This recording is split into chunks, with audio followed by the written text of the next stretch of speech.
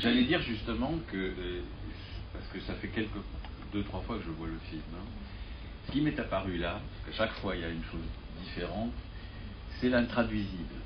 C'est-à-dire ce qui ressort de l'ensemble des témoignages qui se confrontent à l'intraduisible. Et c'est assez émouvant, et de voir aussi que la plupart, c'est la poésie qui traduisent de la poésie. Bon. Et ça m'a surpris aussi à cette projection, parce que c'est donc une langue d'abord difficile à traduire, ensuite c'est une langue en mouvement, c'est une langue évidemment qui comporte des équivoques, comme d'ailleurs le Midrash, et c'est vraiment important comme travail que tu as fait, compte tenu que nous sommes confrontés aujourd'hui à des langues, ou à une langue surtout de la modernité qui ne bouge pas. Et je trouve que de ce point de vue-là, c'est un témoignage extrêmement important. Mais par ailleurs, ce qui m'a aussi beaucoup intéressé, c'est que c'est un travail, c'est une cinéaste, Nourita. Il faut déjà commencer par ça. C'est une cinéaste, et là, ce film complète, oui, c'est une trilogie. Bon, on vient de le dire, mais c'est comme un triptyque, si on devait parler comme les peintres. Et alors, ce qui t'intéresse, c'est l'exploration d'une langue, mais surtout du passage d'une langue à l'autre. Et alors, c'est un film qui se soucie infiniment, comme pour ma part je l'ai rarement rencontré, de l'espace et du temps. C'est les deux ensemble. Et c'est, par plein d'annotations, je vais y venir, c'est un travail sur l'espace et le temps. Donc, en tant que cinéaste, avant d'en venir au contenu. Pourquoi ? Parce que Nourit, qui est d'abord, il faut le savoir, au départ tu étais chef opérateur, il me semble, a eu une expérience avec les plus grands cinéastes. Et je crois que ça laisse des traces en toi, et ce que je remarque, comme dans cette difficulté de traduction, c'est-à-dire que tu t'intéresses au rythme, ce que dit d'ailleurs un des traducteurs, tu t'intéresses,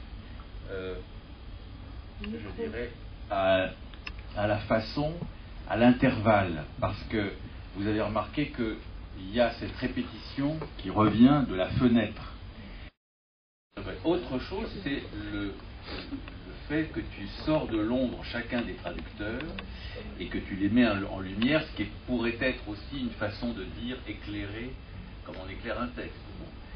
Enfin, je trouve que c'est un travail cinématographique qui comporte beaucoup justement de trouvailles pour parler de la traduction, ce qui n'était quand même pas évident.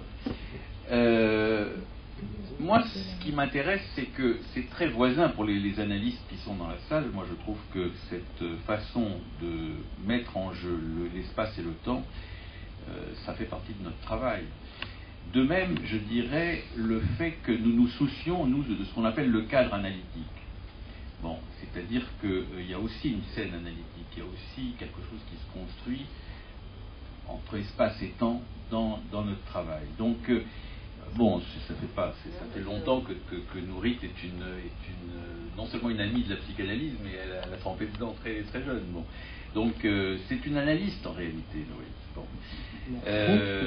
Et tu sais qu'il y a un analyste américain qu'on utilise peu, mais que moi j'aime beaucoup, qui s'appelle Kurt Lewin, qui dit la chose suivante: fixité des procédures, et chez toi c'est vraiment explicite, fixité des procédures, donc liberté des contenus. Et il le dit pas seulement pour le travail analytique, mais il le dit comme modèle de la démocratie. Voilà, fixité des procédures, liberté des contenus.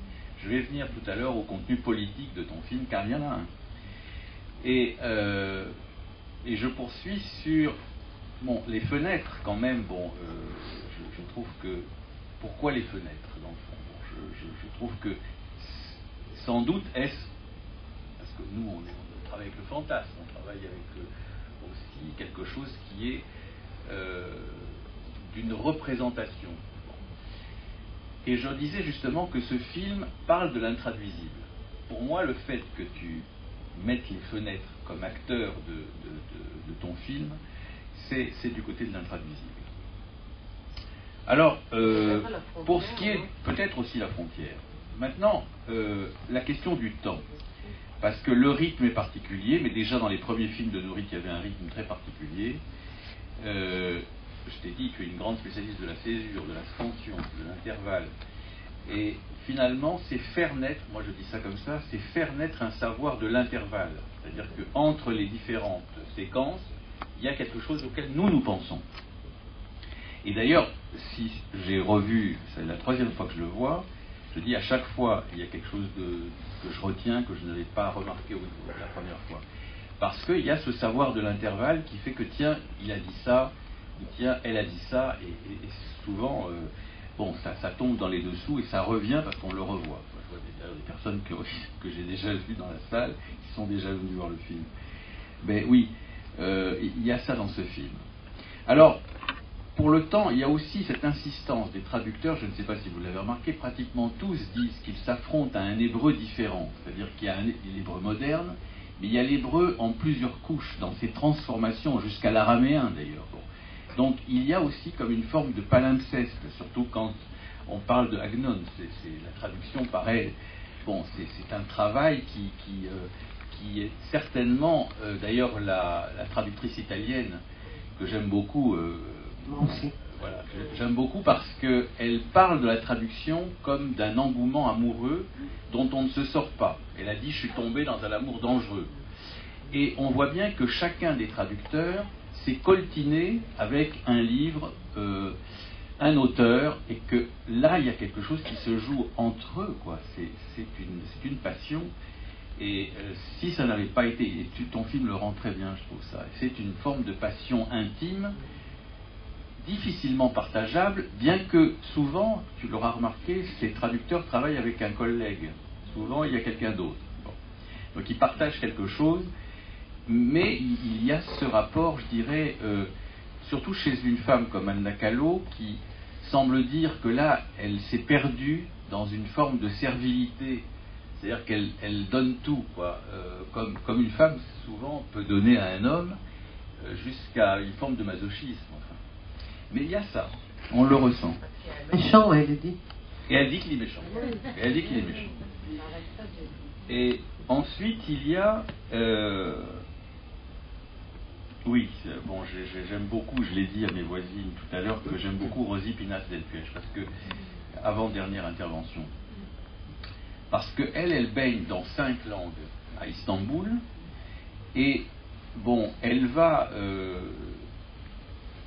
elle parle du turc évidemment, mais du bulgare, du français, de l'allemand, du judéo-espagnol, me semble-t-il, jusqu'à découvrir l'hébreu par un voyage, et ensuite elle dit mais j'ai eu peur de l'oublier. Bon. Et que ça tombe vraiment dans l'oubli. Et là j'ai trouvé que c'est le judaïsme qui ressortait. C'est-à-dire que c'est une obligation de transmission, il ne faut pas oublier. Ça, c'est juif. Cela dit, c'est signifiant, on pourrait dire, nous, dans notre langue. C'est chez elle que ça résonne entre Ronit Matalon, quand elle parle de cet auteur d'origine égyptienne, et du polonais. Elle y trouve quoi? Elle le dit d'ailleurs, le mélange entre la précarité, parce que les deux livres semblent voisins dans leur texture, dans ce qu'ils racontent, et il y a le mélange entre la précarité et la pérennité. Et là, je trouve que c'est ce que, en tout cas pour ma part, qui suis natif d'Alexandrie, où nous étions aussi dans un mélange de langues, il y a des sonorités qui sont intraduisibles, mais qui vous restent comme un élément précaire, si vous voulez, dont on sait que c'est du langage, mais il n'arrive pas à la hauteur d'un signifiant, de quelque chose qui puisse se dire. Bon. Je pense que chez Rosie, il y a ça.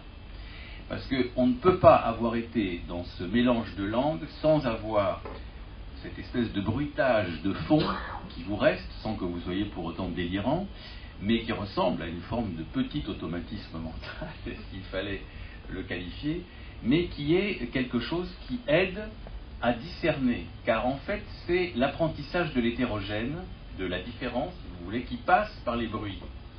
Et je trouve que d'avoir voulu, elle, dans ce qu'elle a voulu nous dire, entre juif ashkénaze d'un côté et Ronit Matalon, séfarade, bon, c'est l'exemple même de ce mélange hétérogène. Il y a que indique qu'il y a que ces oreilles byzantines voilà, qui qui pouvaient l'entendre, ça. Et pour moi, tu sais, Alexandrie et Istanbul. Oui, il y a du commun. Il y a du commun. Voilà. Mais la dernière chose sur laquelle je voudrais insister, c'est l'aspect politique, parce que je pense que tu n'as pas fait par hasard parler Allah Lebel à la fin, qui fait d'ailleurs écho au deuxième témoignage, celui qui parlait Badios, qui parlait de Grenade. À l'époque, les Juifs étaient en pays arabe d'une certaine façon, et d'ailleurs ont voulu ressembler.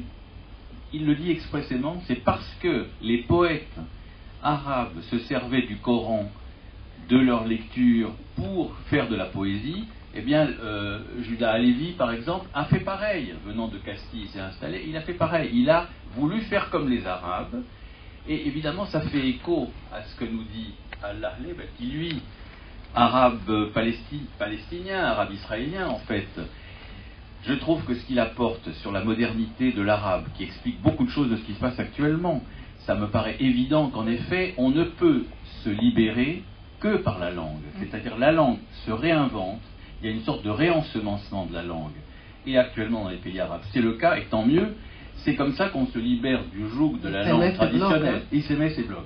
Fondamental, c'est fondamental ce qu'il apporte là, parce que ça explique, je pense, ce qui se passe aujourd'hui, et je dois dire que j'y suis particulièrement sensible à ce discours.